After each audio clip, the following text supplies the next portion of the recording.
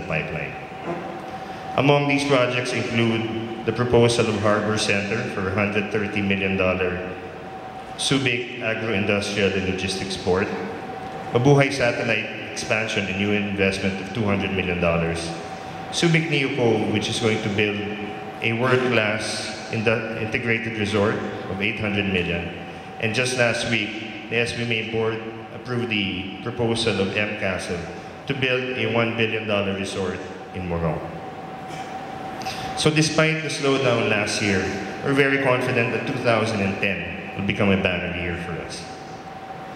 In terms of sector, the chairman and I began our term in SBMA with Hanjin coming in and dominating the investment picture.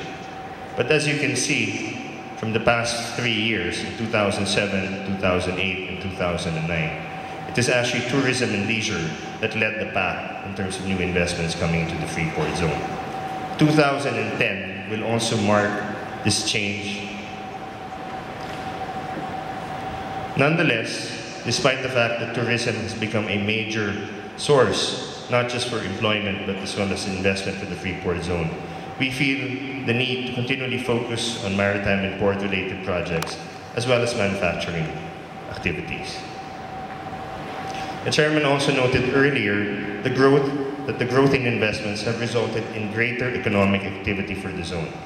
I mentioned earlier that it was very difficult to present charts that showed the negative, and I'm glad to show that by 2009, all indicators pointed upwards. Employment ended the year at 87,000, but if you add the projected new workers that will be coming over the next 3 to 4 years, we stand to have a total active workforce of 100,000 workers. Exports again surpassed 1 billion last year and expected to surpass 1.5 billion this year, particularly with Hanjin delivering almost 12 ships. Already we are poised to deliver 2 ships this month, all made and created here in Subic Bay. Revenues from the Bureau of Customs and the BIR have more than doubled in the past 5 years as well, from 2.8 billion to almost 5.6 billion last year. And this is a trend that we hope will continue to grow as we move forward. Now let me go back to how things are actually interconnected.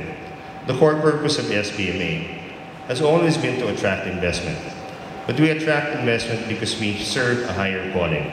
We attract investment because we want to create economic opportunities and jobs for those who reside in the neighboring communities. Of course, this would not be possible without the help of our employees as well.